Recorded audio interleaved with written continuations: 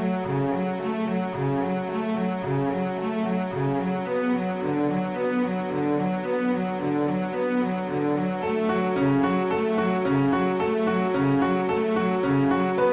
everybody, welcome back to another episode of Card Talk, a podcast where we spend just a little bit of time trying to adjust our headspace so that it is equal here, and we talk about cards from Lord of the Rings card game. I'm your host, Dave Walsh.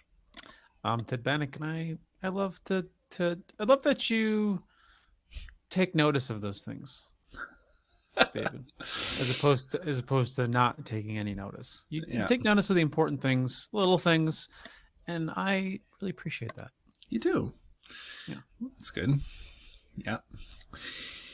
Maybe I could boost your...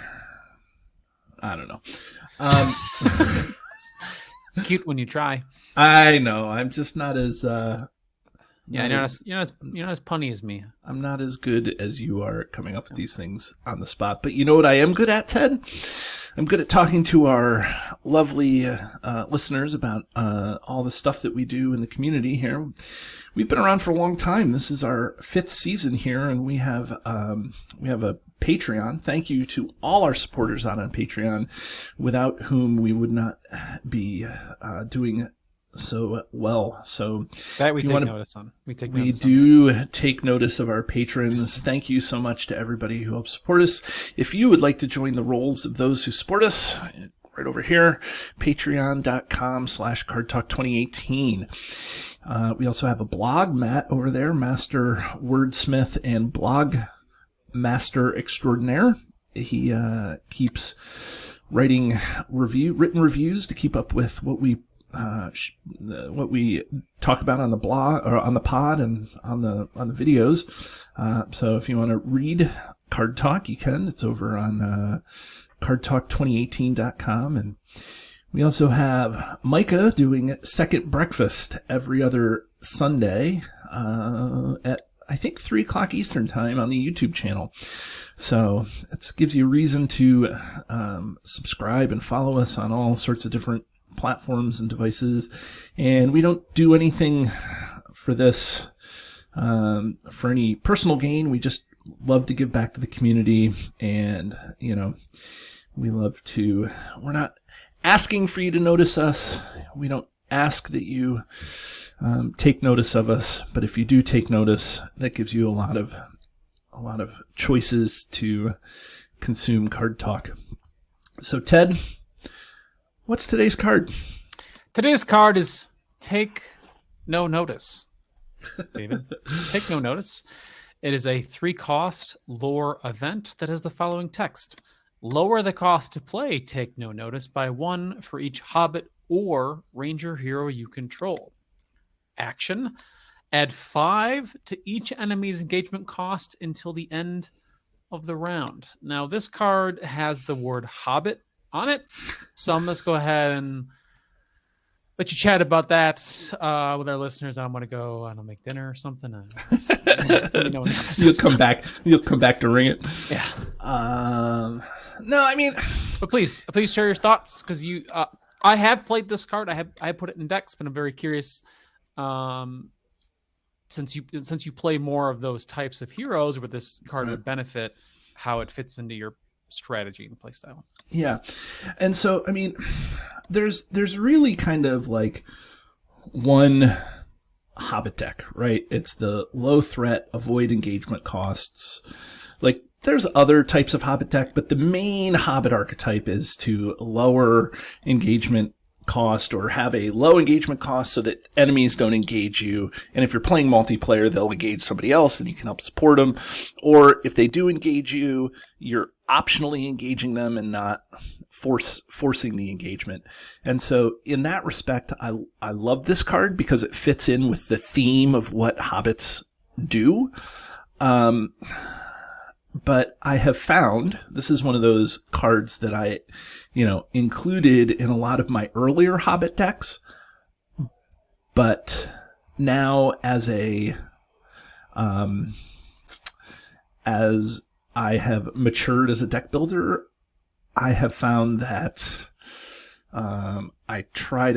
this card gets cut a lot. I still keep it in my decks sometimes because, especially, I keep this card around. It was released in the Fellowship of the Ring, right? So, or the the Black Riders. That's it. Which is the Black Riders for you and I, Ted. The Fellowship of the Ring for all the new players out there. And so I like it for the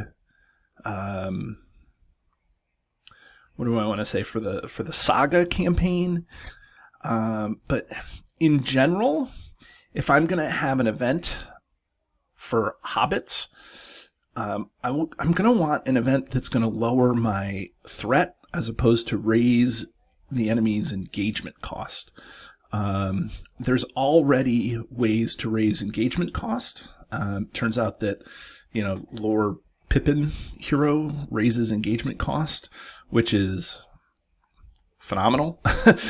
And, there are times when you need to have 5 engagement costs, and that's going to help you get an extra round under your belt to help your hobbits get set up. But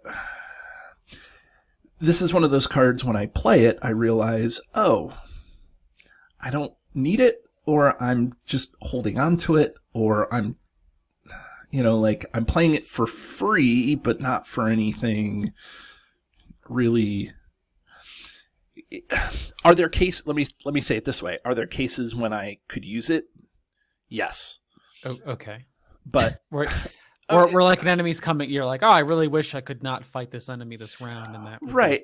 But it's few and far between with the way that those Hobbit decks get built. Typically, you're going to have low engagement cost anyways, and so and Falco also lowers your threat. And by offing him, but so it also lowers the your starting threat, from the get go. So oh yes, you're right. And so is this is like a toolboxy card if there's a particular scenario where there's some enemies that are 20, 25 that may come out in the first round, and you have hobbits, and you're like, okay, I'll take no notice, and I'll play it for free, and which is great because you're going to play it for free because you're going to put it in a hobbit deck. I don't know why you would necessarily want it in a ranger deck, but I can see why thematically it is in a ranger deck. Rangers are out there, avoiding being seen by the 9 Nazgul that are out there. So I could see it, but I just feel like this is a card that is more toolboxy and very specific, as opposed to put it in a general play deck, if that makes any sense. So that's my spiel. So you can probably see where I'm going from it. It's going to go into a Bond of Friendship deck. It can go into a Bond of Friendship deck, but the problem is a Bond of Friendship deck has all sorts of Hobbit attachments and Hobbit things you want to put in besides this card. You want card draw, and you want you want healing and things like that. Sure. So so the lore is going to be used for that stuff too. So I don't know. Okay. It's just hard to find reasonable space, especially when you're playing solo. Anyways. Okay. Ted, what do you got? That makes sense. Well, it's really interesting to hear that perspective. So the benefit to this card. So I've only played this deck where I'm playing it for 0 cost, right? Because I'm playing 3 heroes that are Hobbit and or Ranger traded, and usually one of those heroes is definitely going to be Lore Pippin because he's not only in Sphere, right? But then you raise the threat, you get his card draw, that type of thing. You raise the enemy's engagement costs, you get the card draw from Pippin. So, so for it being free, I think it has some uses. It is nice because it keeps, right, it could keep an enemy in the staging area a turn where there's already so many enemies. And yeah, I think maybe you brought up a good point, maybe because if you're playing solo and you have a low threat deck and you already have Pippin, who's probably adding +3 engagement cost anyway, it's probably fine. Right. But It could be even +4 with a Bond of Friendship. yeah, even +4, right? So or it's like +5, like if you're playing it's the sagas, like it's easy to get up to, so many yeah, different things. right. Like, Pippin's already doing most of that work. He's doing 3/5 of what the card does without having to play it. So yeah, I understand that. It could be helpful. I think multiplayer. I played it, I think, in a 3-player game once. I don't think I played it 4-player where it raised. And then what's kind of nice is if you do that and the threat of the enemy goes up, their engagement cost, you can do optional engagements instead of things falling down. So yeah, you get some nice things like that if you're doing it for 0 cost. The other possible use is if you're playing a ranger deck with Lore Faramir. Lore Faramir wants to keep enemies in the staging area to boost his attack. And you might also have direct damage effects with like Ranger Bow, where you exhaust a ranger character to do a damage. So you could have Faramir and Hobbits and other Rangers and play this card for 0 as well. So there's a couple of use cases like that, but I actually agree with you about a card for once. So this is kind of very niche. It's nichey in that way. Yeah. I say it's got uses like for bit when you're playing it for free. It's a fair effect to get it for 0, especially because Pippin's already generating you cards. So if you play that to then get Pippin's ability, you're at least replacing the card, maybe benefiting somebody else if you're playing with a partner, more than one player.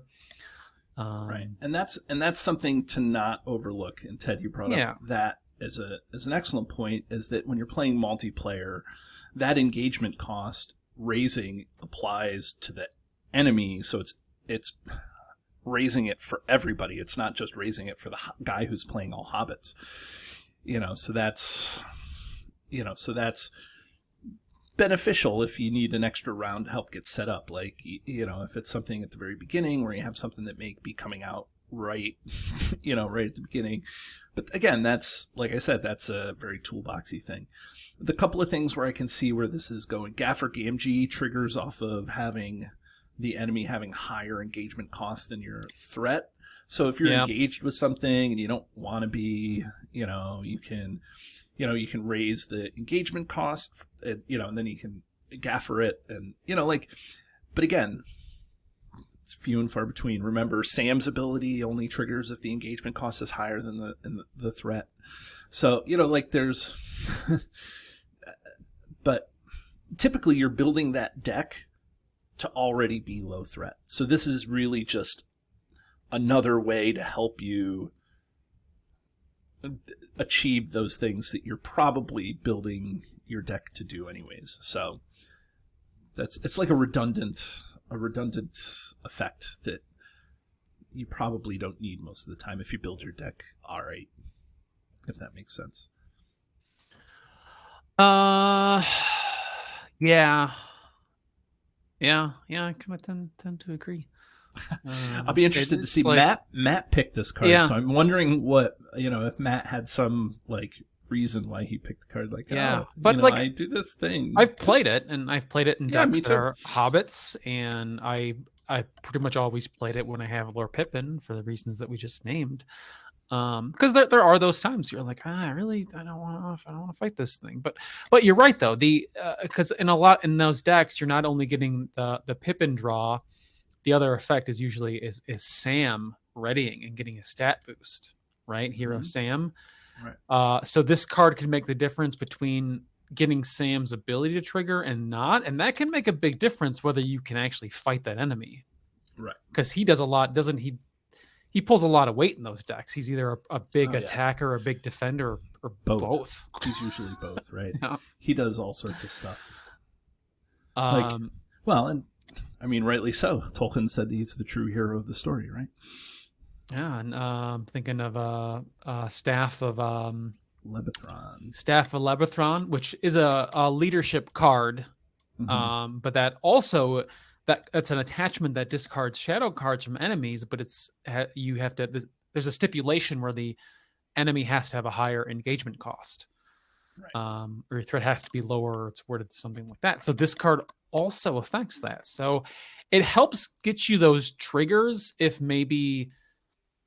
It's definitely not like an early game card. It's kind of like a late game card where your threat has raised higher than you want it to, so you need to up the engagement cost of enemies.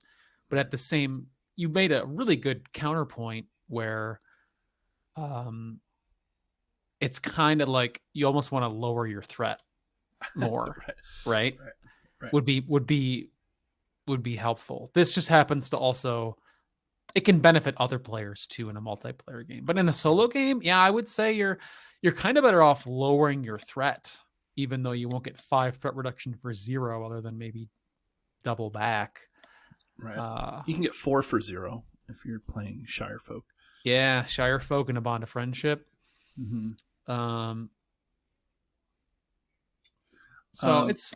I mean, and since we're talking about all those allies that that do things with engagement cost higher than your threat, ally Boromir gets a +2 defense bonus. Oh yeah, so right. which is not horrible to get a +2 defense bonus. Plenty of cards that it will trigger. Now that you mentioned tactics, Unseen Strike is a 0 cost tactics event that gives you +3 attack if the enemy has a higher engagement cost. So I would say, yeah, it's tough, because I think in a solo deck you're talking about just kind of not having room for it, right? Because you have so many other things you need to do. Yeah, and the other thing is that usually you're building your deck to do those things already. Right. Like if you need to play this card to get the 5, and then you're probably already in a tough spot or need to retool your. Excuse me. Just thinking of the card makes you react to it. You probably need to retool your deck, anyways, right? Okay. Like, of course, there's other Hobbit cards, other Hobbit archetypes, but the main one is engagement cost higher than your threat. Yeah. So. Well, and then right. Yeah. So, yeah, I agree that there tends not to be a lot of room, but if you're going to double down on those effects, like you're running all of those effects and you're gambling hard on having your threat be lower than the enemy's engagement cost, then then you want to find room for maybe up to 3 copies, since it at least plays, if you're going to play it for 0, which I would never pay 1 resource for this card. Right. I assume the same for you. It comes in the black. No, I mean, it comes in the Black Riders box, and those original Black Riders have lower threat. They're not 40 or 45. So I mean, are they 35? They could be. They're 30 and 35. Yeah. So like I said, there's use cases, but I don't think that this is like unexpected courage that you just slot into every Hobbit deck. Like this is a different thing. Yeah. So, I don't know. Should we talk about the artwork?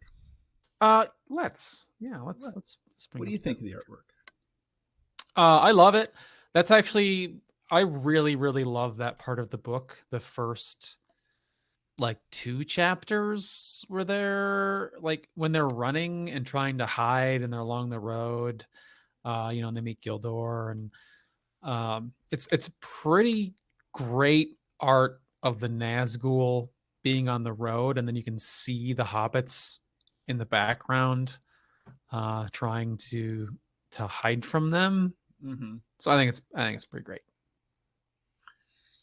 Yeah, I mean, I love the art too, and the one thing that I really enjoy is that center bottom is the red eye of the black steed from Mordor, and I think that really is a touch that this game puts into the artwork, right?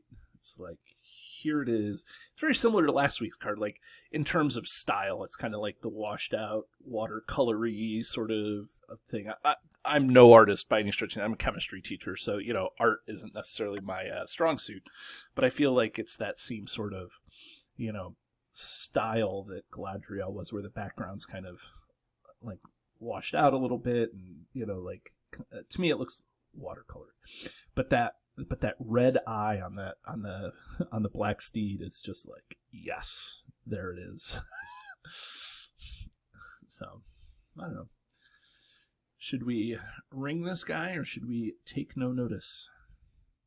Let's ring it up. Yeah. Okey-doke. So, for anybody who doesn't know or may have forgotten, we have a highly scientific yet arbitrary scale where we rank a card on a scale from 1 to 10, where 1 is the one card to rule them all, or one of the best cards in the game, and a 10 is the card that we throw back into the fiery chasm from whence it came, or not a very good card in the game. And so, this is a Hobbit. It has the word Hobbit on it, so I will go first. Because Ted, no choice. Ted always tells me that I have to do Hobbit stuff. So, I think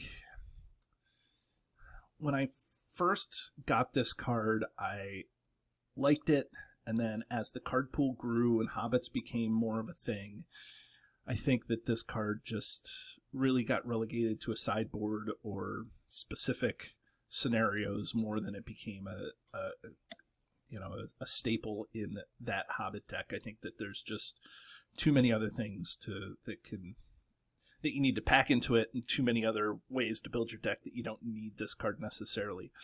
And I'm also not just putting this in a deck. I want to be paying 0 for it.